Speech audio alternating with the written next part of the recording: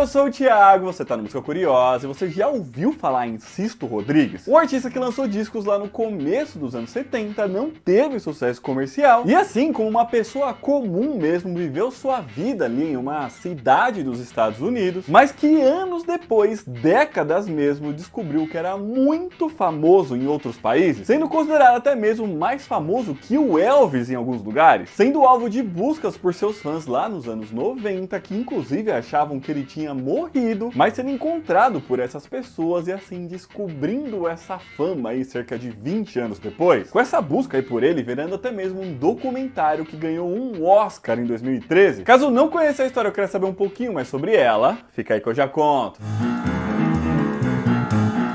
Bom, Sisto Rodrigues foi um cantor e compositor nascido no ano de 1942 nos Estados Unidos, mas filho de pais mexicanos, que no final dos anos 60, começo dos anos 70, fez músicas aí que misturavam uma sonoridade de jazz, rock, folk, soul e blues com letras de protesto que falavam sobre injustiças sociais. E ele desde criança já se interessava por música. E assim, em seu tempo livre ali, quando trabalhava em linha de montagem de automóveis, ganhava vida também ali tocando em bares da sua cidade como músico. Até que quando chegou em 1967, portanto quando ele tinha ali mais ou menos uns 25 anos de idade, momento em que ele já se apresentava em alguns clubes lá de Detroit, né, que era a sua cidade, ele lançou o seu primeiro single, que foi chamado de I'll Slip Away, usando o nome artístico de Rodrigues, tipo Rodrigues escrito diferente, sabe? E foi apenas 2 anos depois disso, em 1969, que ele começou a gravação daquele que seria o seu primeiro disco, que foi chamado de Cold Fact, lançado em 1970 pela gravadora Success, que tinha ali em seu portfólio artistas famosos, né, como por exemplo o cantor de soul Bill Withers. Então ele tinha ali também alguma chance de ficar conhecido com esse álbum, né? Ah, e já nesse disco ele usou ali como nome artístico o seu sobrenome mesmo, como se escreve, tá? Rodrigues, escrito normalmente mesmo. No final esse aí acabou sendo o nome artístico dele na carreira inteira, tá? E a gravadora apostava nele, tanto que logo após o lançamento desse primeiro disco, ele viajou até Londres para começar as gravações daquele que seria o seu segundo disco, que foi o Coming From Reality, que foi lançado em 1971. Acontece aí que apesar dos seus álbuns terem recebido críticas positivas, eles não foram um sucesso comercial. Até porque nesse momento aí a gravadora passava por problemas financeiros, então não conseguiram investir muito ali no marketing para divulgação desses discos. E assim eles acabaram vendendo muito, mas muito pouco mesmo. Sem contar que por questões burocráticas ali, para eles conseguirem lançar esses álbuns aí o mais rápido possível, as músicas que estavam nesses discos não foram creditadas ao Sisto Rodrigues, mas sim a outras pessoas. Portanto, ele acabou não tendo direito aos royalties aí das músicas que estavam nesses discos. E isso vai acabar tendo tudo a ver com a nossa história aqui, né? Mas enfim, não tendo aí então sucesso comercial em sua carreira musical ali, né? Logo depois do lançamento do seu segundo disco, o Sisto Rodrigues deixou aí o mundo da música e voltou à vida normal, né? Passou a cursar faculdade e a trabalhar normalmente ali para ter o seu sustento mesmo. Até tentou carreira política na cidade e tudo mais, mas não foi eleito. E assim, por anos, ele teve ali uma vida tranquila, trabalhando como um operário na cidade de Detroit e criando as suas 3 filhas. Tudo isso sem saber ali que o seu primeiro disco lá, o Cold Fact, também tinha sido lançado em outros países que além só dos Estados Unidos. Países como Austrália, Nova Zelândia, Botsuana, Zimbábue e África do Sul. A gravadora tinha falido no ano de 1975 e ele não tinha como ter aí essas informações. E como ele não tinha lá os direitos autorais das músicas dele, ele também nem estava sabendo que essas músicas estavam sendo vendidas. Afinal, foram outras gravadoras as responsáveis por lançar o álbum desses outros lugares. Acontece que tinha uma coisa ainda mais importante que isso e que ele também não sabia, que era de que ele era imensamente popular em alguns desses países, justamente por conta das suas letras, né, que tinham esse teor aí falando das injustiças sociais, com a música Sugar Man sendo a que chamou mais atenção entre todas elas.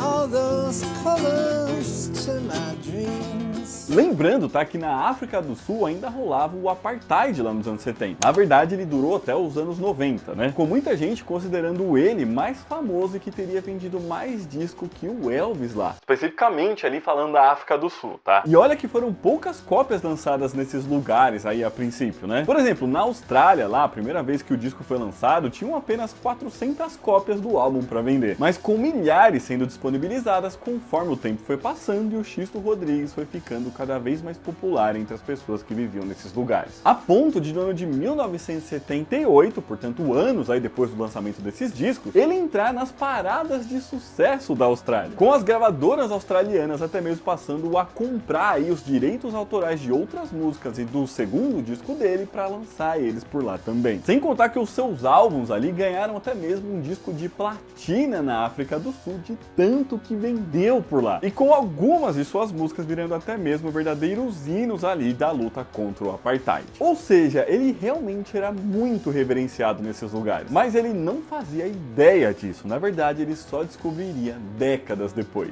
Mas pessoal, pra gente chegar nessa parte da história, se você estiver gostando desse vídeo, já deixa seu joinha aqui embaixo, que ajuda muito a gente. Se inscreve no canal, porque toda semana a gente lança mais vídeo assim. Se você quiser e puder ajudar a gente um pouquinho mais, é só clicar aqui embaixo no botão Seja Membro. E se por acaso aparecer aí pra você a opção de hypa que ajuda a divulgar o vídeo, beleza? Bom, como eu disse, esse sucesso aí que ele tava tendo nesses lugares fez com que gravadoras australianas passassem a investir mais ali nos seus discos e músicas, né? E vendo uma oportunidade aí, mais ali pro final dos anos 70, essas gravadoras conseguiram localizar ele lá na sua cidade, nos Estados Unidos, e o contrataram para que ele fizesse alguns shows ali no país. O que acabou surpreendendo e muito ele, né? Ele não esperava isso. E ele foi até lá, tá? Nos anos de 1979 e 1981, portanto aí praticamente uma década depois do lançamento dos seus discos, ele fez shows ali em algumas cidades da Austrália e até na Nova Zelândia, e ficando ali muito animado com tudo isso. Acontece que ainda assim, apesar de ele ter tido ali um bom público nesses lugares, ele não tinha entendido aí que ele tinha todo esse tamanho assim, achando que essas apresentações eram coisas pontuais ali, talvez até comemorativas, ainda mais que ele não ganhava dinheiro com as suas músicas, né? Como eu disse, ele não tinha os direitos autorais delas. E assim, depois disso aí, ele voltou aos Estados Unidos e continuou a sua vida ali normalmente, trabalhando, criando as filhas e tudo mais, mas sem se apresentar e, portanto, sem fazer shows. Com isso, mudando mesmo somente mais ali pro meio pra final dos anos 90. Como eu disse, apesar dele ser bastante conhecido lá em países como Austrália e Nova Zelândia, o seu público maior e fama mesmo estava na África do Sul, e ele continuava sem fazer ideia disso, mesmo depois dele ter feito lá os shows na Oceania, né, ali no começo dos anos 80. Inclusive, os seus fãs na África do Sul achavam que ele tinha morrido, tá? E por isso também não iam tanto ali atrás dele. Isso porque essa notícia